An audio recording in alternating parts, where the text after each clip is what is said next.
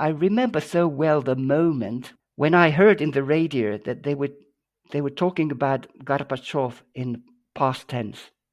And I was thinking, has he died? What has happened? This is Cold War Conversations. If you're new here, you've come to the right place for first-hand Cold War history accounts. And thanks to financial supporter Jack Weselak for providing today's intro. Make sure you hit that follow button in your podcast app so you don't miss out on future episodes. Timo takes us on his journey through the tumultuous events of the 1991 Soviet coup attempt as experienced from the streets of the Baltic States. As the coup unfolds, Timo finds himself in Lithuania planning to covertly visit the closed Soviet city of Kaliningrad. As the coup escalates, Timo's narrative becomes a vivid street-level account of the Baltic people's defiance. He describes the formation of human walls against Soviet tanks, the strategic significance of the Tallinn TV tower, and the Estonians' ingenious methods of maintaining communication despite Russian interference. Timo's reflections on the fear of violence and the spirit of resistance that pervaded Estonia during those critical hours are a testament to the resilience of a nation on the brink of reclaiming its freedom. Timo's book, Tanks and Roaches, is currently only available in Finnish, Estonian and Slovak, but can be purchased via the link in the episode notes. I'm delighted to welcome timlaine to our Cold War conversation. I knew some Estonian students that I had met in a student conference in 1990 in Tartu, southern Estonia, and I was trying to organize to find some kind of possibility to spend a whole summer in Estonia. We got this great idea that I could actually teach Finnish to Estonians, because Finnish at that time was a very, very popular language, right after English. Everybody wanted to learn Finnish. But it turned out, actually, that according to the new regulations, I was not allowed to organize any courses on Finnish. I was a student of Finnish language. I had studied in a Finnish university, but I should have studied in a Soviet university. That was the problem. But anyway, I was invited by my friends for the whole summer. I was able to spend the summer there. And the end of the summer was the most interesting thing, because that's when the coup took place in the USSR. And right before the coup took place, I traveled to Lithuania, Vilnius, and I got an idea that I would like to visit Kaliningrad, which is the Russian enclave, part of the Russian Federation, even if even if there are the Baltic States between that enclave and the Russia itself. I was not sure if it would be possible for me to visit that place. Would they sell me a train ticket or not? Because I thought that actually I was not allowed to visit, that the whole town was closed for foreigners. Later it turned out that this was actually the case. It was opened only 1 year later. But I got the ticket in Vilnius, and I traveled to Kaliningrad, and I thought that I will spend there only 1 day, so that I don't have to stay overnight. I don't need to take a hotel or anything, so that anyone wouldn't find out. I also decided that I will keep very low profile. I try not to speak with anyone, because my poor Russian would show that I cannot be a Soviet citizen. So I came early in the morning and I left late in the evening. And it's funny that, I was looking for a place to have lunch. The places were so crowded that I actually ended up sitting together with a Soviet officer in the same table. And I was afraid, all the time was afraid that he would ask me something. But luckily he didn't. Then in the evening, I took a train from Kaliningrad to Riga in Latvia. It wasn't easy to get a ticket. The best tickets were already sold. The train was very full, very crowded. It was cold. It was a cold night. I didn't sleep well. But that was the night when the coup started in the Soviet Union. Did you know at that point the coup had started, or did you see any evidence of the coup having started? No, there was no way to know about that before the morning. The train came to Riga in the morning, and I went to the town. My original plan was to stay in Riga for one night. So I went to look for a hotel. I visited 3 hotels, but they were either full or they wanted payment in hard currency. So I didn't like these options that I was giving. So I decided I'll just take a train and continue to Tallinn. But I still had some hours, couple of hours to spend in Riga. So I walked around and I visited the parliamentary building. And I remember they had guards carrying rifles. And I was thinking that, isn't that a little bit too much? Do you really need rifles to guard parliament? But I didn't know what was going on. And I didn't know before I took the train. And I didn't know about it in the train either. I noticed that people were listening to a radio broadcast in the train. Maybe it came from this train system, so that you could hear it in every coach. I'm not quite sure about it, but I think it was so. And people were listening to it, and they looked very worried, and they listened very attentively. And I thought that, okay, something has happened. But I thought that, okay, I didn't understand it. So I thought that maybe it's an accident somewhere. Then the train came to Tallinn, but there were no taxis. That was something unusual. It was quite late. It was 11:30.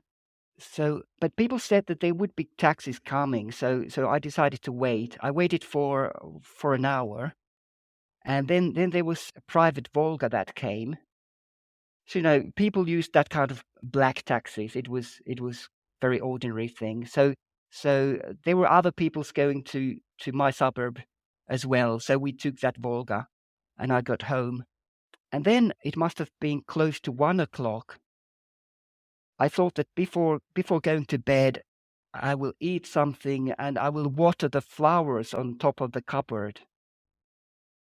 And I remember so well the moment when I was standing on a stool, holding the watering can, when I heard in the radio that they were talking about Gorbachev in past tense. And I was thinking, has he died? What has happened? Then they were talking about a coup, and I started thinking that, okay, is this one of those scenarios again?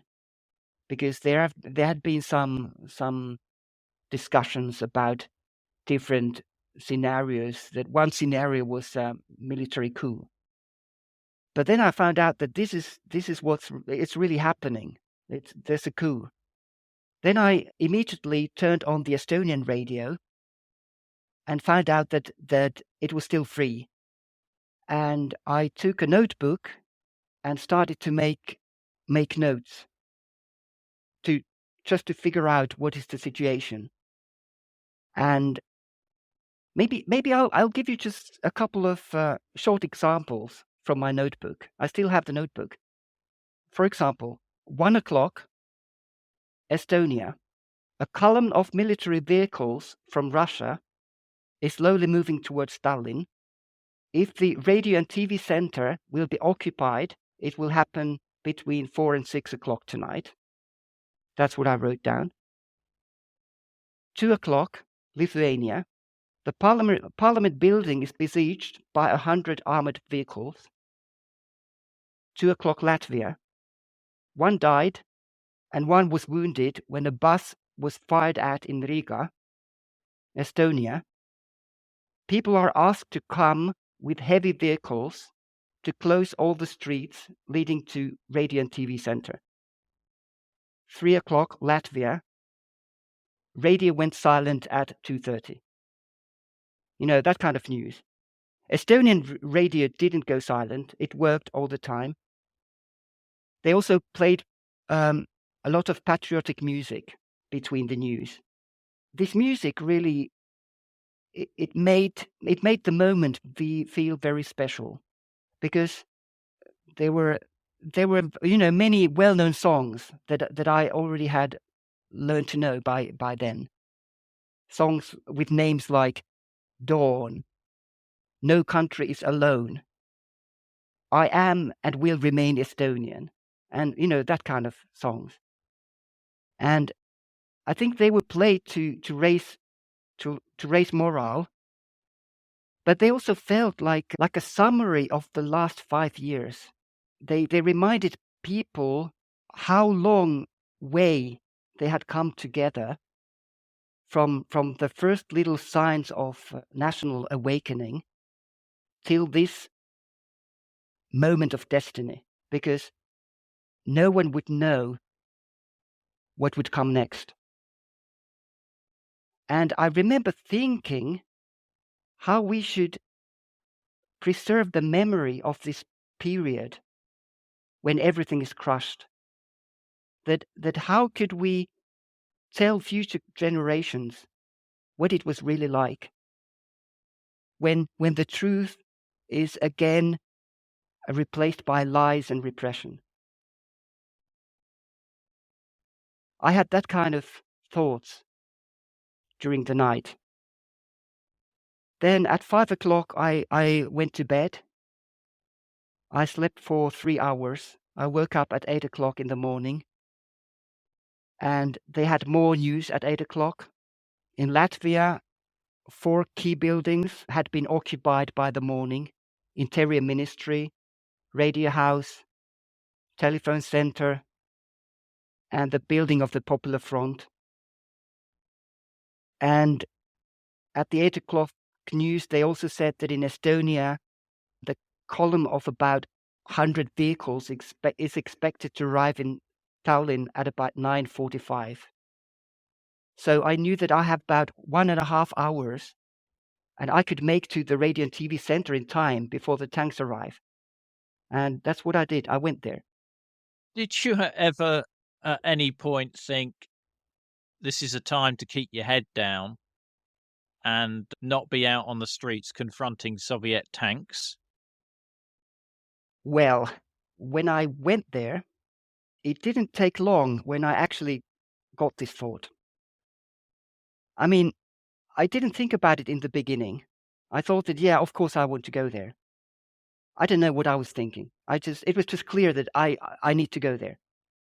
And when I came to the radio and TV center, I saw there were those big trucks, and they were still moving them a little bit to make so that there would be absolutely no space between the trucks. To make barricades. Yeah, exactly. They barricaded the streets quite well. But while we were standing there and waiting for the tanks, I just started thinking that, does this really make sense? That I realized that, young men have always been looking for excitement. When we look at history, they were always ready to go to war. And only then in the war they realize how cruel and inhumane everything is. So how am I different from those people? Okay, it's not that I'm not really fighting, but I'm just curious. I want to see everything. But do I really have to see what's going to happen?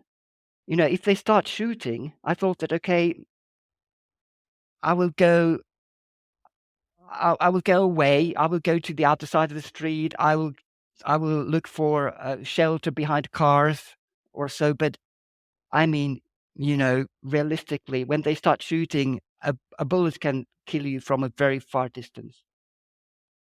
But what happened was that the column was taking a break outside the city, so nothing was happening yet. And I decided that, okay, nothing's happening here, so maybe I should move around and check some other places. What's happening at the parliament and government building and elsewhere. So I started to walk around the town. It was a bit strange that I was able to travel from Kaliningrad to Tallinn to sleep for some hours and still get to the barricades in time before the tanks. I was thinking that it's a very interesting kind of coup. But on the other hand, it was my first coup, so I mean, how do I know? I mean, later I also found out that during the Hungarian uprising and Prague Spring, the first days they didn't really show what kind of a line the new government would take. So I thought that Estonia and the Baltic States, they are a periphery. So the Russians can get there later. They can do their bad things whenever they want. So they don't need to hurry necessarily. That was what I was thinking. There was also this problem that because at that time we didn't have mobile phones and all those other things. So when I was in the town, when I had a possibility to see things with my own eyes, I didn't know what was actually going on because I was not able to receive any news. But if I would be home listening to the news, I wouldn't be out there seeing those things. So at some point I decided that, okay, I will go home and listen to the news. But before that, I thought that maybe I should call home and tell them that everything's fine. And I went to the telephone center, but there were a lot of people there. And there were people queuing and just a crowd of people. And many of them were outside on the street in front of the building itself. But I made myself inside somehow, and I got to the desk and I asked them, how long would it take to get a phone call to Finland? And I was told that they cannot give any estimation. They have no idea. And they also said that, okay, we are still connecting calls, but what will happen in 2 hours, nobody knows. In Latvia and Lithuania, the connections are already cut. So nobody knows. So I decided, okay, I can't wait. I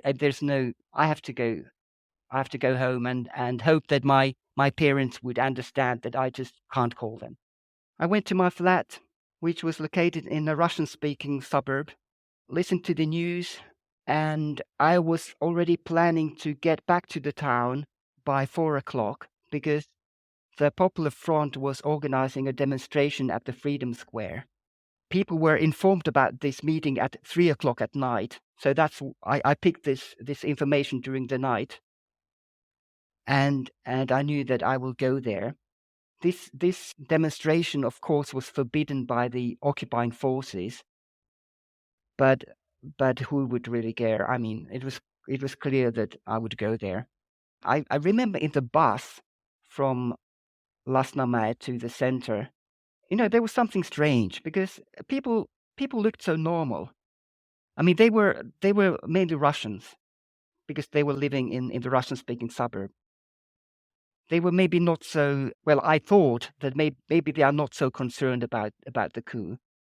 Probably they were, but I mean, people have to carry on their lives, and of course, I didn't know what's happening in their heads. But it looks like a very, very ordinary bus, nothing special, just an ordinary day. People going to the center. There was only one old lady holding a small Estonian flag in his hand. So I knew that he's going to that same demonstration. And in the in the demonstration, I found out, listening to the speeches there, that they are preparing for a general strike. When you think about it afterwards, there's an interesting problem.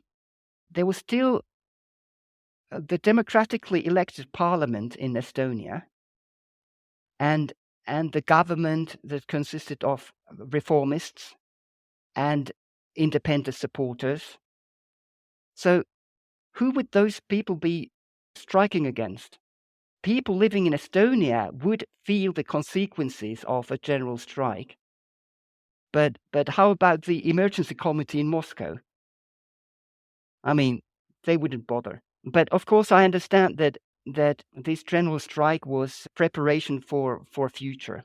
It was possible that the government in Estonia would be changed in a moment. It could happen in hours. In this demonstration, I think I had this idea even before, but in this demonstration, it got stronger. This idea that something good can actually come out of this.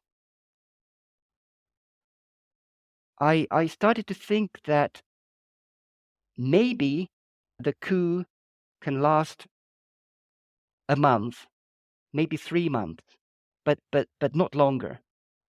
Of course, my perspective was very Estonian, but I had this feeling that you can't break Estonians. They know what they want. It's not going to. They won't be. They can't be successful.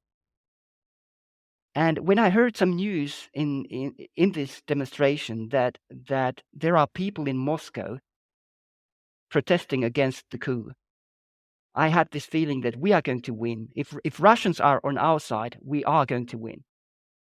Then I went back home again. It was the evening, and suddenly my telephone rang. And I took the phone, and it was my mum. I was so surprised. I thought that, how is it possible? How were you able to call me? I knew that there was one direct line between Finland and Estonia, but it was so busy that you would never get through it. So I don't know how long my mum had dialed the number, but she got through, and I could talk with her.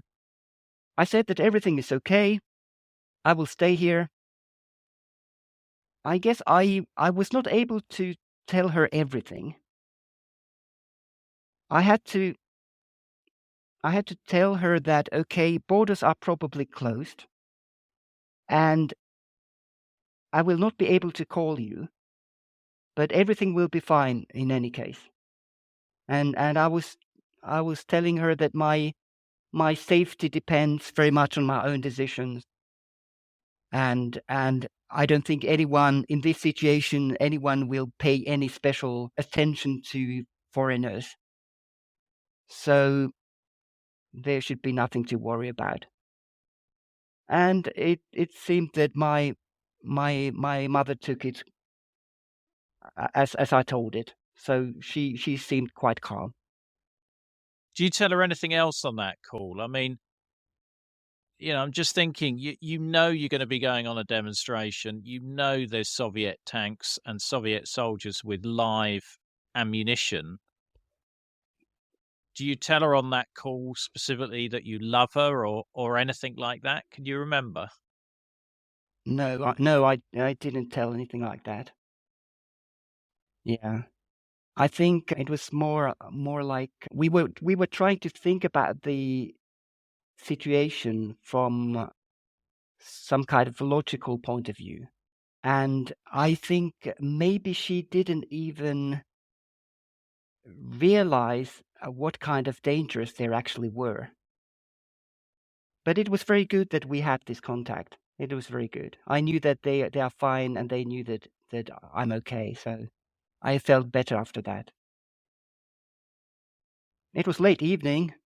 I listened to the radio, of course, and they were telling on the radio that there are buses taking people to the TV tower, and they were also saying that if the TV tower will be occupied, it will probably happen the next night. And I was thinking of going to the TV tower, but I simply felt too tired. I had slept only 3 hours. So I decided to stay home and have a good sleep. And the next morning, I woke up, I turned on the radio again, and there were two important pieces of news that came on the radio. One was that Estonia has declared independence. It had happened 11 o'clock the previous night. But what's interesting, that was not for me in the main news. I took notice of that, but there were no celebrations, and I didn't feel anything special about that, because I knew that what actually will decide independence is how this coup is going to end. So what was more interesting for me was that the television tower was taking between 4 and 5 o'clock in the morning. I don't know what the people did, those who were sent there by the buses. They were probably just watching by. I have heard that some people were complaining that authorities had done nothing to defend the tower. But this wasn't actually true, because there was a plan. But the plan was not to leave civilians to the mercy of the tanks. There were actually four Estonian men on the top floor of the tower. And they had a room there. A steel door was built there after what had happened in January the same year earlier. And the idea was that those men would blockade themselves in that room. And through that room, they could control the traffic through the TV tower. The tower was sending TV signals, radio signals, and also it had a connection to Helsinki, because Helsinki was so close that you could relay any information you want from Estonia to Finland. And that's how the whole world would get information about what's going on in Estonia. And they want to keep control on that. I didn't know about this fact yet. But after having some breakfast, I decided to go to the TV tower to look around. Again, it was difficult to find a taxi. I mean, usually in Tallinn you would always find a taxi. It wasn't a problem, but no, not this time. I found one, but the driver refused to take me there. The general strike was supposed to start at 12 o'clock, but this was not the reason. He was telling me that you just can't get there.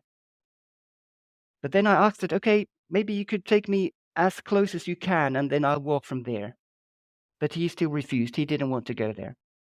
So I just had to take a bus to get closer, and then I walked some distance to the tower. There's one road that goes past the tower, so you can reach the tower from two directions, from the east and the west. I came from the east, and I saw there were tanks in a row on that road. They were blocked by trucks and a bus, and that's why they were standing there. But I realized that they had decided that they don't actually need to get through to the TV tower. That they can leave the tanks there. That it's not necessary to do that. There were some soldiers sitting on tanks. The atmosphere was, I would say, quite calm and peaceful.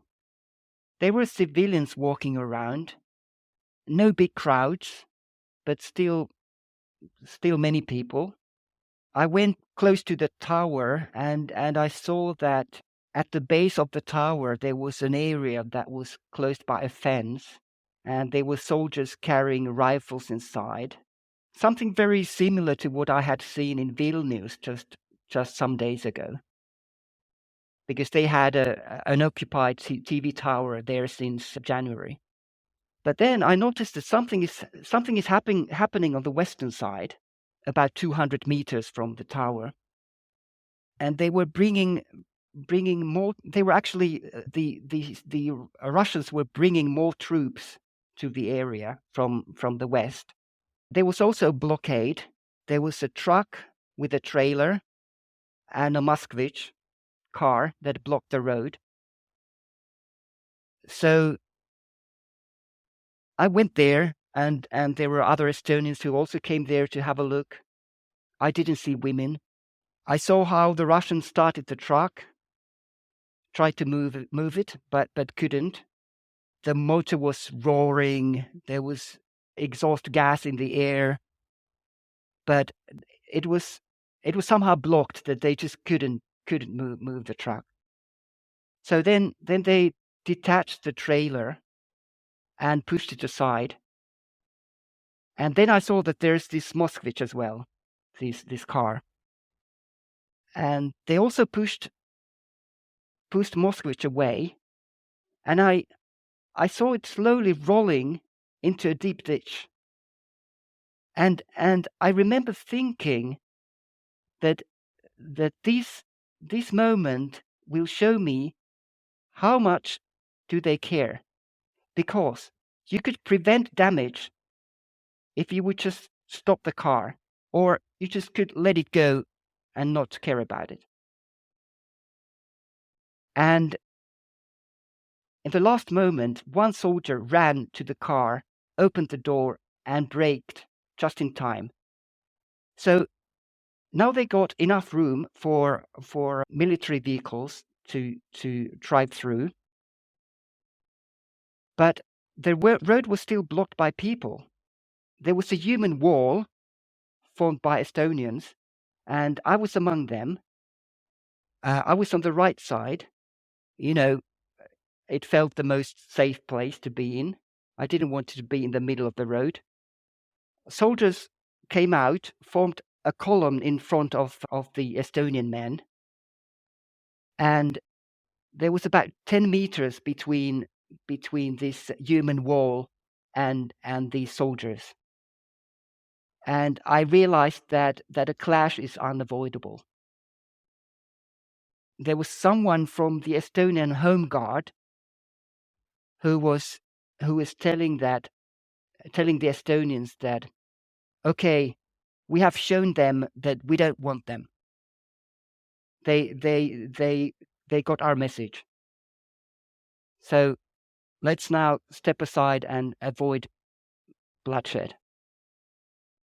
But the Estonians were not ready to do that. I remember someone said that in the West, they will not listen to us unless there is blood. No one will pay attention.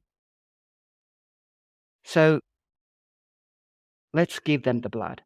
The Russians, there was an officer commanding this unit, and he was speaking to a loudspeaker, speaking to the Estonians. I didn't understand what he said exactly, but it was clear that he was saying something like, please move away, we are coming anyway. I remember Estonians staring at the eyes of Russians. And the Russian soldiers, they were glancing at the commander. And that moment, I realized that on my right side, there was a chain link fence not far from me. And I realized that if they would become panic and people would start running in my direction, they could crush me against the fence. But about 10 meters further, the fence took a turn. It turned to the right, so that if I would move a little bit forward, I would be in a safer place. About the same time when I started to move, I didn't hear the command, but suddenly the soldiers started running. I think I saw. I'm not sure about this, but I have this kind of memory that I saw that the soldiers hesitated for a couple of seconds, but then they put the rifles across in front of them, ran forward, and started kicking and pushing people with a rifle. Then the last man turned around, loaded his rifle, and pointed at us. And I knew this very well from the army. It was that the last man was covering the rear, making sure that nobody is attacking from behind. But when he loaded the gun and pointed at us, I started running, keeping my head down, and those were very long seconds. I decided, while I was running, that I will fall on the ground the very moment I hear the first shot. But it never came. Then, 16 years later, I actually, when I was writing my book about all my experiences, I found a video that was taken of this incident. And I actually even remember that there was someone with a video camera there, and I think she was actually a woman, and she was standing quite close to me. So the video was shot from a very similar perspective as mine, and I could still recognize the face of the last man. I still had it in my mind, and I could recognize that this was the man. I had seen the face only once, but I remembered it. And there was something interesting in the video, something that I hadn't seen. It was that one soldier, who was also looking back, suddenly bows down and turns his back as if he was dodging a flying object. And then he raises up again, and then 3 or 4 soldiers go to the right side. They point their rifles somewhat downwards, again to the right, and look in the same direction. And I was thinking, what are they looking at? Maybe someone made a movement that looked like he was throwing a stone or something. In the video, I couldn't see anything flying, so I don't think anyone threw anything in reality. But this made me understand how easily someone could make a misjudgment and shoot. You could very easily pull the trigger in a situation when you suddenly feel that you're threatened, that someone is attacking you. In that moment, I never realized how dangerous it was. What happened then was that the Prime Minister of Estonia, Edgar Savisaar, was having a meeting with some Soviet commanders in the center of the town, and he had news from Moscow that the coup has failed, and he was telling these news to those commanders, and then he got a call telling that at the TV tower there's been a clash and someone has died. Well, okay, as we know, it turned out that nobody had died, but he decided to go to the TV tower immediately. So he took those Soviet commanders with him, and they came to the TV tower. I didn't see them coming because I had left the tower before they came. But there is well-known television footage about those people coming to the tower and discussing what is the situation. It actually turned out that the commander at the TV tower didn't know anything, because they didn't have any connection to their headquarters. And he said that he would take orders only from Moscow. So what they actually did is that they agreed that they will go to a Navy headquarters where they could get connection with Moscow. These connections, this information is an interesting question, because the Russians, they thought that they had cut the communications of Estonians, because the Estonians, they switched off the TV signal to calm down the Russians, to let them believe that, okay, now nothing is going out of the tower, no signal, you got what you wanted. But in reality, the radio continued working all the time. And they also had a possibility to switch on TV if they wanted, the Estonians. So Estonians actually were very well informed all the time. They had the radio.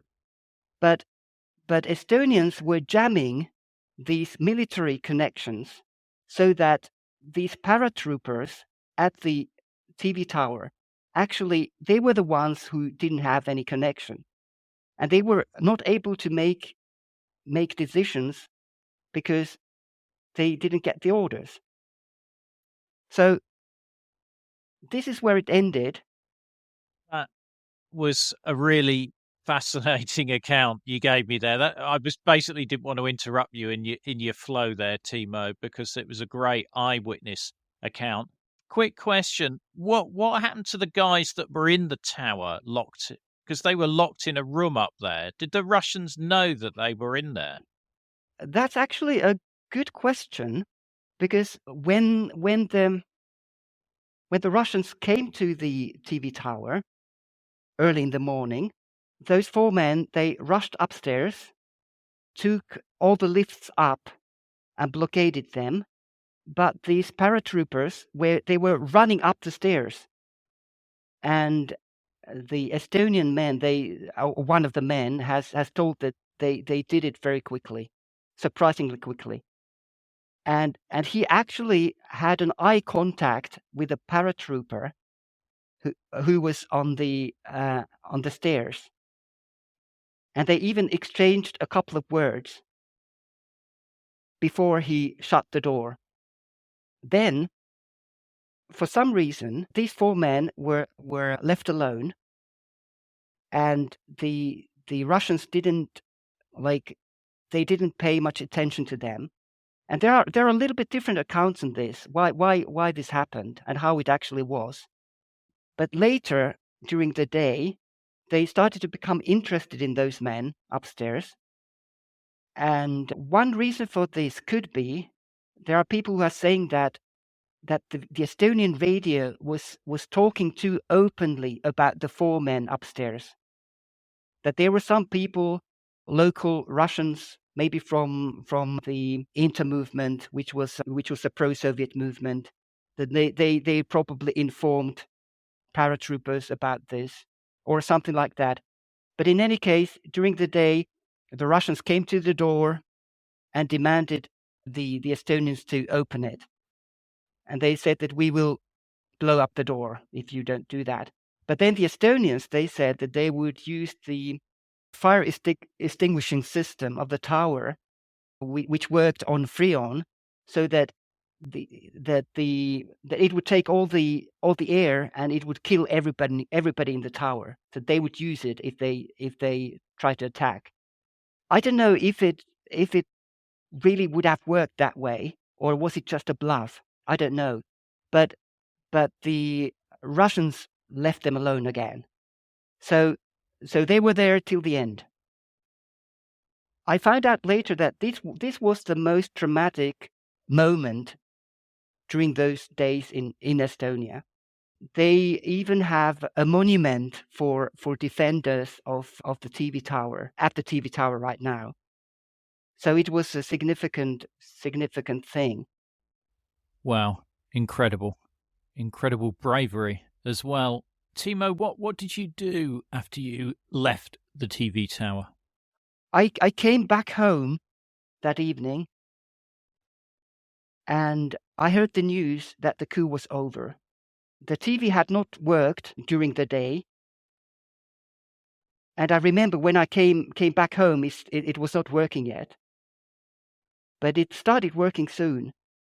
And I just remember the feeling when I could see the news program and I could see the good old news reader and I could hear his calm voice. It was so good. And then it really hit me that it's all over and Estonia is independent. It was a great moment. Don't miss the episode extras such as videos, photos and other content. Just look for the link in the podcast information. The podcast wouldn't exist without the generous support of our financial supporters, and I'd like to thank one and all of them for keeping the podcast on the road. The Cold War conversation continues in our Facebook discussion group. Just search for Cold War Conversations in Facebook. Thanks very much for listening and see you next week.